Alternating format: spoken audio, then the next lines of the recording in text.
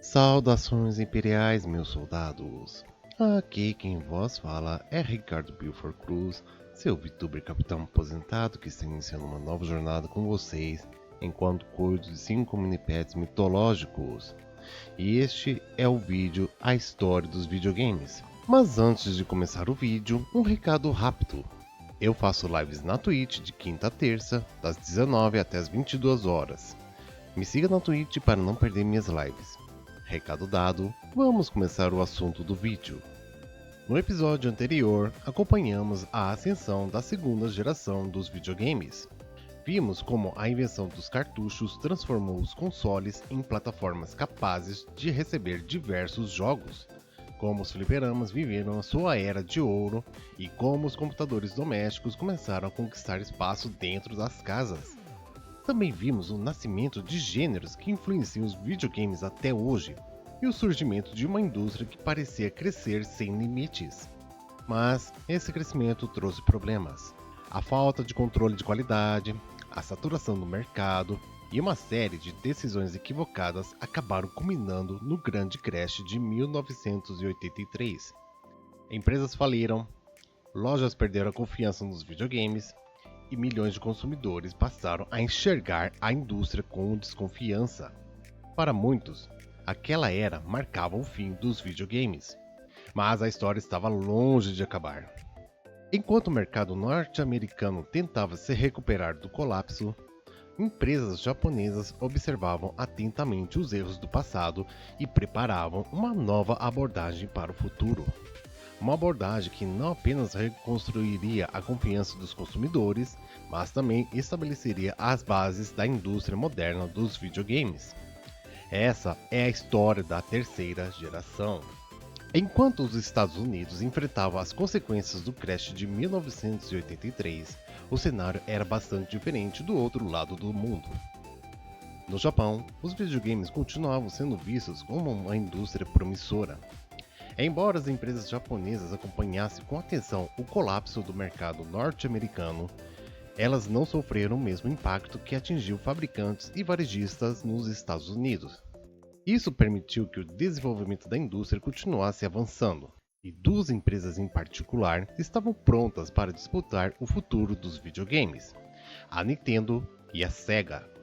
Curiosamente, ambas lançaram seus novos consoles no mesmo ano do crash. Em 1983, a Nintendo apresentou o Family Computer, mais conhecido como Famicom. No mesmo período, a Sega lançou o SG-1000. Enquanto o mercado americano parecia afundar em incertezas, o Japão iniciava uma nova fase para os videogames domésticos. Mas havia uma diferença importante. As empresas japonesas haviam observado atentamente os erros que levaram ao colapso da indústria nos Estados Unidos. Elas perceberam que o problema não era a existência de muitos jogos ou muitos consoles. O verdadeiro problema era a perda de confiança dos consumidores. Quando os jogadores não sabiam mais diferenciar bons produtos de lançamentos apressados, todo o mercado acabava sofrendo. A Nintendo compreendeu essa lição melhor do que ninguém. Em vez de simplesmente lançar mais um videogame, a empresa começou a pensar em formas de garantir que os consumidores associassem seu nome à qualidade e à confiabilidade. Essa estratégia acabaria se tornando uma das mais importantes da história da indústria. Enquanto isso, os desenvolvedores japoneses também começavam a demonstrar uma filosofia diferente de design. Os jogos não eram vistos apenas como produtos para preencher prateleiras, mas como experiências capazes de criar personagens memoráveis, mundos cativantes e mecânicas refinadas. Era o início de uma nova era. Pela primeira vez, o centro da indústria dos videogames começava a se deslocar dos Estados Unidos para o Japão. E esse movimento definiria não apenas a terceira geração, mas boa parte das décadas seguintes. A reconstrução dos videogames havia começado, e nenhuma empresa teria um papel mais importante nessa missão do que a Nintendo. Reconstruir a confiança dos consumidores não seria uma tarefa fácil. Após o crash de 1983, muitas lojas norte-americanas já não queriam saber de videogames. Para os varejistas, o setor havia se tornado sinônimo de prejuízo, produtos encalhados e promessas não cumpridas. Convencer essas empresas a dar uma nova chance aos videogames parecia quase impossível. Mas a Nintendo estava determinada a tentar.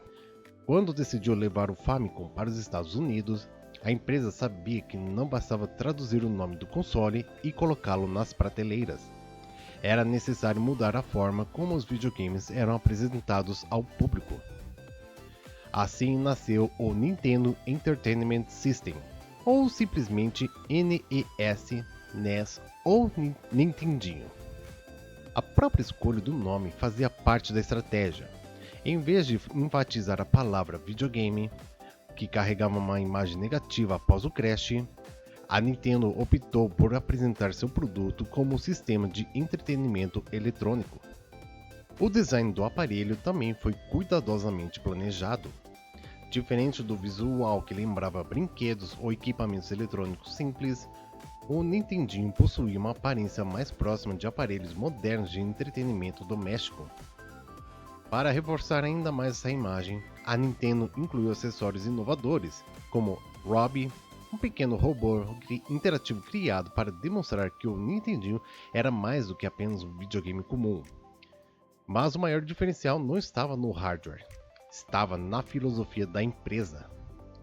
A Nintendo havia estudado atentamente as causas do crash e chegou à conclusão de que a confiança dos consumidores só poderia ser recuperada se houvesse um controle rigoroso sobre os jogos lançados para o sistema.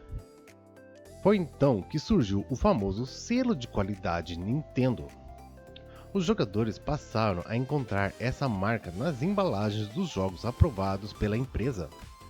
O selo não significava que todo jogo seria uma obra-prima, mas indicava que aquele produto havia passado por um processo de verificação e atendia aos padrões estabelecidos pela Nintendo. Além disso, a empresa implementou regras rígidas para os desenvolvedores. As produtoras precisavam obter licenças oficiais para lançar jogos no console.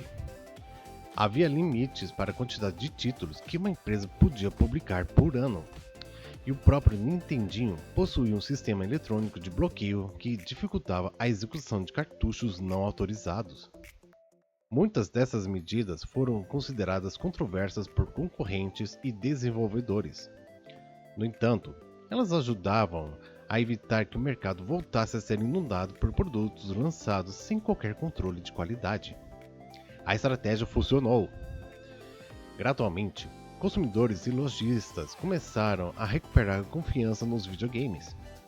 O Nintendinho deixou de ser apenas mais um console e se tornou o símbolo da recuperação de toda uma indústria. Mais do que vender milhões de unidades, a Nintendo havia conseguido algo ainda mais importante: convencer o público de que os videogames ainda tinham um futuro. E para demonstrar isso, a empresa precisava de algo que fosse além de políticas de qualidade e estratégias de marketing. Ela precisava de jogos capazes de marcar uma geração inteira. Com a confiança dos consumidores sendo gradualmente restaurada, uma nova geração de consoles começou a ocupar as prateleiras das lojas e as salas de estar ao redor do mundo.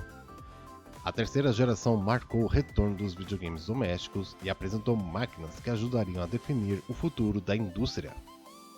O principal nome dessa era foi o Nintendo Entertainment System, ou NES. Conhecido no Brasil como Nintendinho, o console da Nintendo se tornou um enorme sucesso internacional e levou para milhões de jogadores experiências que ajudaram a redefinir o que um videogame poderia ser.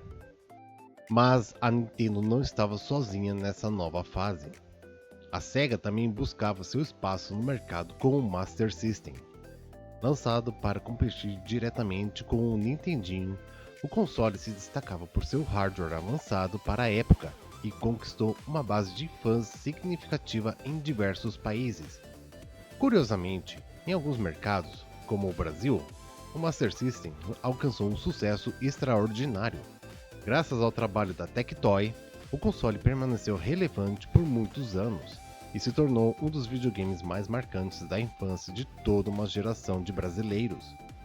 Outras empresas também tentaram participar dessa nova disputa. A própria Atari lançou o Atari 7800, uma tentativa de recuperar parte do prestígio perdido após o crash. O console possuía características interessantes, incluindo compatibilidade com muitos jogos do Atari 2600, mas encontrou dificuldades para competir contra a força crescente da Nintendo. Já o Atari 5200, lançado pouco antes do crash, acabou se tornando um exemplo dos problemas enfrentados pela empresa naquele período. Seus controles pouco confiáveis, a falta de compatibilidade com os jogos do Atari 2600 e uma série de decisões questionáveis impediram que ele alcançasse o sucesso esperado.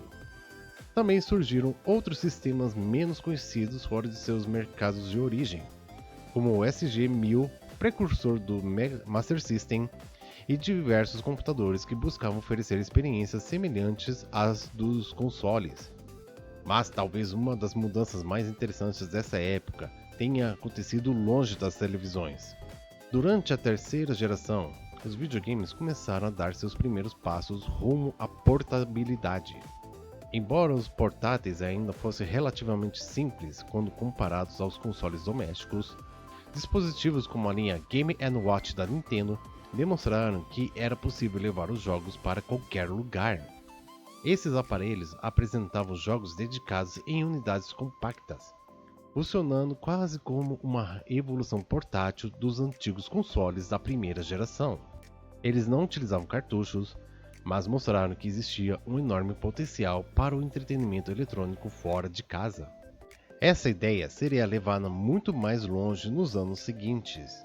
Ao final da terceira geração, os videogames haviam deixado para trás a imagem de uma indústria em crise. Consoles domésticos voltavam a vender milhões de unidades. Novos concorrentes surgiam e os jogadores podiam escolher entre uma variedade cada vez maior de experiências. Mas o verdadeiro poder dessa geração não estava apenas nos aparelhos, estava nos jogos e personagens que nasceram dentro deles, muitos dos quais continuariam fazendo parte da cultura dos videogames por décadas. Era hora de conhecer as lendas que ajudaram a reconstruir a indústria. A recuperação da indústria dos videogames não aconteceu apenas por causa de novas estratégias de mercado ou controles de qualidade mais rigorosos. Para reconquistar os jogadores, era preciso algo ainda mais importante: jogos inesquecíveis. E foi justamente durante a terceira geração que surgiram algumas das franquias mais influentes e duradouras da história dos videogames. Em 1985, a Nintendo lançou Super Mario Bros. Para o Nintendinho. Embora Mario já tivesse aparecido anteriormente em Donkey Kong, foi aqui que ele se tornou uma verdadeira estrela. Com fases criativas, controles precisos e segredos espalhados por todo o jogo, Super Mario Bros. Ajudou a definir o gênero de plataforma e mostrou ao mundo o potencial dos videogames domésticos. Pouco tempo depois, a Nintendo voltou a inovar com The Legend of Zelda. Em vez de focar apenas na ação, o jogo incentivava a exploração, a descoberta e a resolução de enigmas. Seu vasto mundo e sua sensação de aventura influenciaram gerações de desenvolvedores e jogadores. Ainda em 1986, chegava Metroid, misturando exploração, combate e progressão baseada em habilidades. O jogo apresentou uma fórmula que décadas mais tarde daria origem ao termo Metroidvania, um dos gêneros mais populares entre jogos independentes e produções modernas. Mas a Nintendo não era a única responsável por essa explosão criativa. A Capcom apresentou ao público Mega Man, uma franquia que se destacava pela dificuldade desafiadora, pela liberdade de escolha das fases e pela possibilidade de adquirir os poderes dos chefes derrotados. Enquanto isso, a Konami lançava séries que se tornariam referências por décadas, como Castlevania, que misturava ação e elementos de horror gótico, e Metal Gear, um dos pioneiros dos jogos focados em infiltração e furtividade. A terceira geração também foi fundamental para o crescimento dos RPGs japoneses. Em 1986, A Enix lançou Dragon Quest, tornando os RPGs mais acessíveis ao público dos consoles. Pouco depois, em 1987, a Square apresentou Final Fantasy, uma série criada inicialmente como uma última tentativa de sucesso da empresa, mas que acabaria se tornando uma das franquias mais importantes da indústria. O mais importante é que muitas dessas séries não ficaram presas aos anos 80. Décadas depois, Mario continua estrelando novos jogos. Zelda permanece entre as franquias mais premiadas do mundo. Metroid segue explorando novas fronteiras.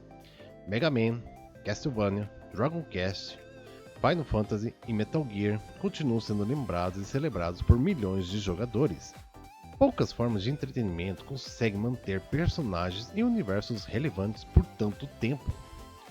Por isso, a terceira geração é frequentemente vista como o período em que a indústria deixou de criar apenas jogos de sucesso e passou a criar lendas. Lendas que atravessaram gerações, acompanharam a evolução da tecnologia e ajudaram a transformar os videogames em um dos maiores fenômenos culturais do planeta. Mas, enquanto essas franquias conquistavam os jogadores dentro de casa, outro segmento da indústria continuava tão forte quanto nunca: os fliperamas.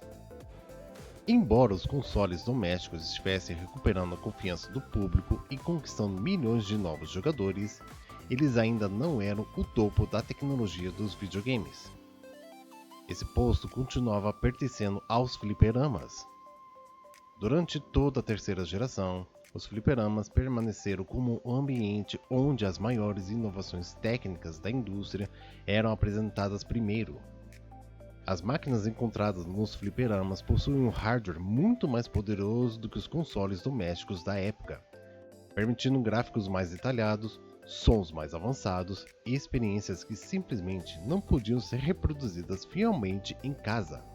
Para muitos jogadores, os fliperamas continuavam sendo um lugar onde era possível experimentar o futuro dos videogames, e os sucessos não demoraram a aparecer. Em 1985, a Sega lançou Hang-On, um jogo de corrida de motocicletas que impressionava não apenas pelos gráficos, mas também pelo gabinete especial que permitia ao jogador inclinar o corpo para controlar a moto. Pouco depois vieram títulos como OutRun, que colocava os jogadores em viagens por estradas ensolaradas, e Afterburner, que oferecia combates aéreos em alta velocidade. Esses jogos demonstravam técnicas visuais avançadas que criavam uma impressionante sensação de movimento e profundidade. Mas os fliperamas não viviam apenas de corridas e simuladores. Em 1987, Double Dragon ajudou a popularizar o gênero beat'em up, permitindo que os jogadores enfrentassem hordas de inimigos em combates de rua.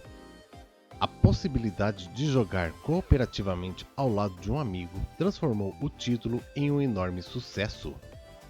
Outros clássicos também marcaram presença, como Ghosts and Goblins, conhecido por sua dificuldade desafiadora, e Bubble Bobble, que conquistou jogadores com sua jogabilidade acessível e cooperativa.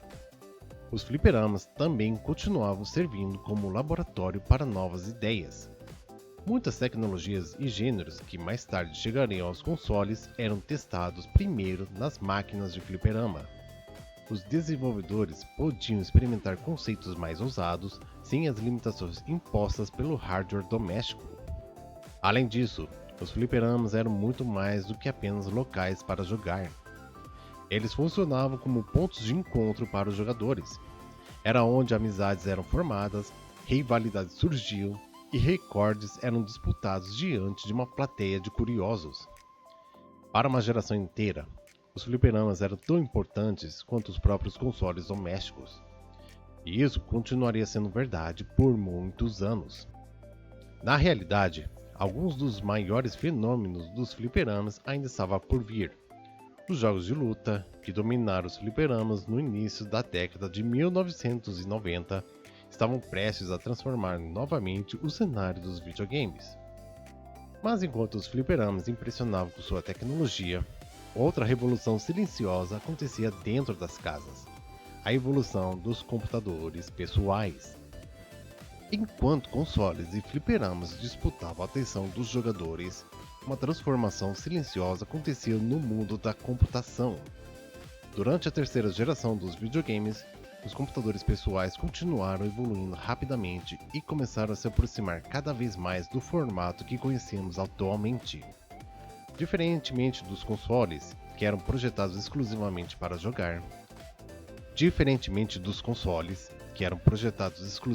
para jogar, os computadores buscavam atender a diversas necessidades. Eles podiam ser utilizados para estudos, programação, produtividade e entretenimento, tornando-se uma opção atraente para famílias, estudantes e profissionais. Essa versatilidade ajudou a impulsionar sua popularidade ao longo dos anos 80. Na Europa, computadores como o ZX Spectrum e o Commodore 64 continuavam extremamente populares, servindo como porta de entrada para uma geração inteira de programadores e desenvolvedores. Ao mesmo tempo, máquinas mais avançadas começavam a surgir. O Commodore Amiga impressionava com seus recursos gráficos e sonoros, enquanto o Atari ST encontrava espaço tanto entre jogadores quanto em aplicações profissionais. No Japão e em diversos outros mercados, o padrão MSX desempenhou um papel importante na popularização da computação doméstica. O sistema permitia que diferentes fabricantes produzissem máquinas compatíveis entre si, ajudando a criar um ecossistema relativamente padronizado para software e jogos. Foi nesse ambiente que várias empresas de desenvolvimento ganharam experiência e experimentaram novas ideias. A Konami, por exemplo, lançou diversos títulos para o MSX, incluindo versões e conceitos que mais tarde influenciariam franquias famosas da empresa. Mas a mudança mais importante talvez estivesse acontecendo nos bastidores. Em 1981, a IBM lançou o IBM Personal Computer, conhecido como IBM PC. Mais importante do que o computador em si, foi a sua arquitetura aberta que permitiu o surgimento de inúmeros fabricantes de máquinas compatíveis. Com o passar dos anos, esses chamados compatíveis IBM PC começaram a se tornar cada vez mais comuns. Embora ainda não fossem a principal plataforma para jogos naquele momento, eles iniciaram um processo de padronização que mudaria para sempre o mercado da computação. Muitos dos computadores modernos que utilizamos hoje podem traçar sua origem até essas decisões tomadas durante os anos 80. Os computadores também continuaram sendo um lar de experiências difíceis de encontrar nos consoles. Jogos de estratégia mais complexos, simuladores detalhados, aventuras com narrativas extensas e RPGs ambiciosos encontraram nos PCs um ambiente ideal para crescer e evoluir. Assim, enquanto os consoles reconstruíam a confiança da indústria e os fliperamas exibiam as tecnologias mais avançadas da época, os computadores pessoais preparavam discretamente o terreno para se tornar uma das plataformas mais importantes da história dos videogames. Ao final da terceira geração, a indústria já não era apenas um mercado de consoles e fliperamas. Ela havia se transformado em um ecossistema muito mais amplo, diversificado e maduro. E era justamente essa maturidade que definiria o legado da geração que salvou os videogames. Quando observamos a terceira geração dos videogames, é fácil lembrar dos consoles, dos jogos e dos personagens que marcaram uma época. Mas o legado dessa geração vai muito além de Mario, Zelda ou do Nintendinho. Foi durante esse período que a indústria dos videogames começou a assumir a forma que reconhecemos hoje. Antes do crash de 1983, o mercado ainda era relativamente desorganizado. Havia poucas regras, pouco controle de qualidade e uma grande incerteza sobre o futuro dos videogames como negócio. Muitas empresas tratavam os jogos como produtos passageiros, sem imaginar o potencial que aquele mercado alcançaria nas décadas seguintes. A terceira geração mudou essa realidade. Com a recuperação liderada pelas empresas japonesas, surgiram práticas que ajudaram a profissionalizar toda a indústria. Os sistemas de licenciamento se tornaram mais comuns. Desenvolvedores externos passaram a trabalhar em parceria com fabricantes de consoles. O controle de qualidade ganhou importância e as empresas começaram a enxergar os videogames como um mercado de longo prazo, capaz de sustentar franquias e marcas por muitos anos. Foi também nessa época que o conceito de franquia moderna ganhou força. Personagens deixaram de ser apenas protagonistas de um único jogo e passaram a representar marcas inteiras. Mario, Link, Samus, Mega Man e muitos outros se transformaram em símbolos capazes de atrair jogadores geração após geração. A ideia de lançar sequências, expandir universos e construir identidades reconhecíveis tornou-se uma estratégia central para a indústria. O marketing dos videogames também evoluiu. As empresas passaram a investir mais em publicidade, campanhas de lançamento e na construção de uma imagem própria. Os consoles deixaram de ser apenas aparelhos eletrônicos e passaram a representar experiências, estilos e comunidades de jogadores. Ao mesmo tempo, os diferentes setores da indústria começaram a se complementar. Os fliperamas continuavam impulsionando a inovação tecnológica. Os consoles levavam essas experiências para dentro das casas. Os computadores exploravam gêneros mais complexos e ajudavam a formar novos desenvolvedores. Pela primeira vez, videogames, fliperamas e computadores não pareciam mercados separados, mas parte de um mesmo ecossistema em constante evolução. Essa estrutura permitia que a indústria crescesse de forma muito mais estável do que havia acontecido durante a segunda geração.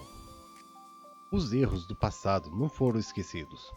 Pelo contrário, eles serviram como base para a construção de mercado mais organizado, mais profissional e mais preparado para enfrentar os desafios do futuro. Por isso, a terceira geração não é lembrada apenas como a era que salvou os videogames. Ela é lembrada como a geração que estabeleceu os fundamentos da indústria moderna. Uma indústria que já não era vista como uma moda passageira, mas como uma das formas de entretenimento mais importantes e influentes do mundo.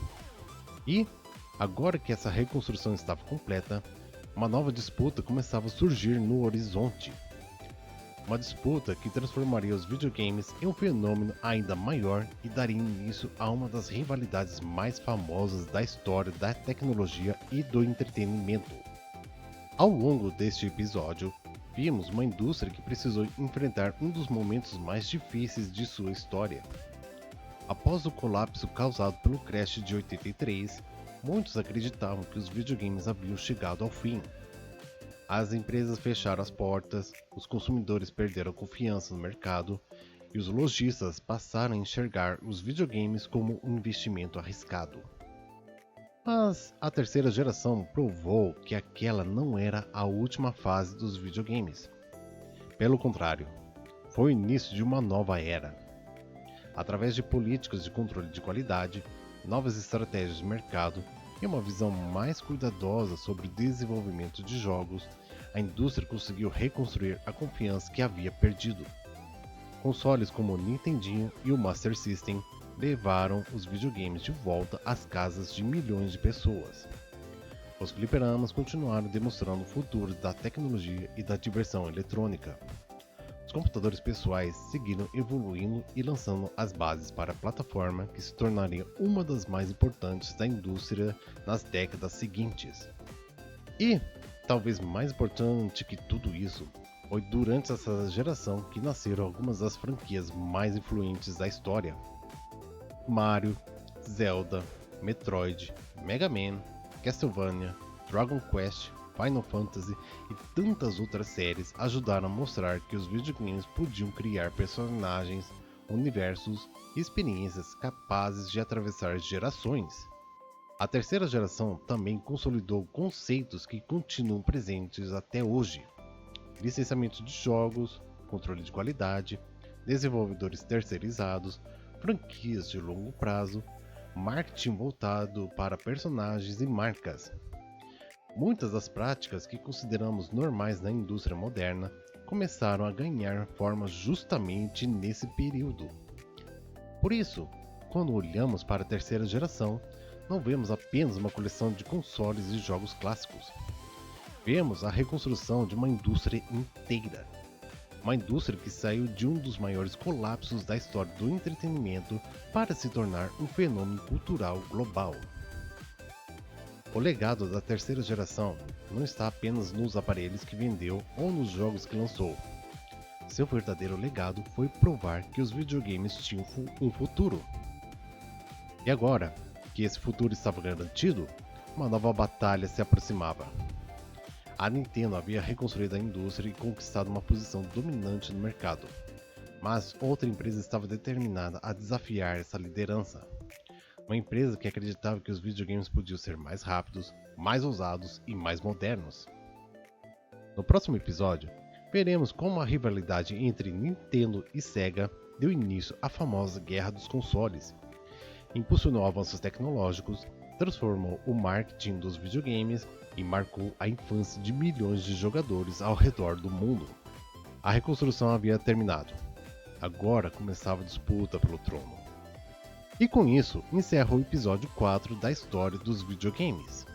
Espero contar com seu apoio para essa série com gostei e inscrição. Mais uma vez, você consegue ver que uma longa estrada foi percorrida até chegar onde estamos. Se você gostou do vídeo, clique em gostei, se inscreva no meu canal e ative a notificação para não perder os vídeos ou VODs que eu lançar aqui. E eu faço lives na Twitch de quinta a terça a partir das 7 horas da noite. Me siga lá e não perca as minhas lives. Vou ficando por aqui e te vejo no próximo vídeo ou live. Fique com Deus e até lá!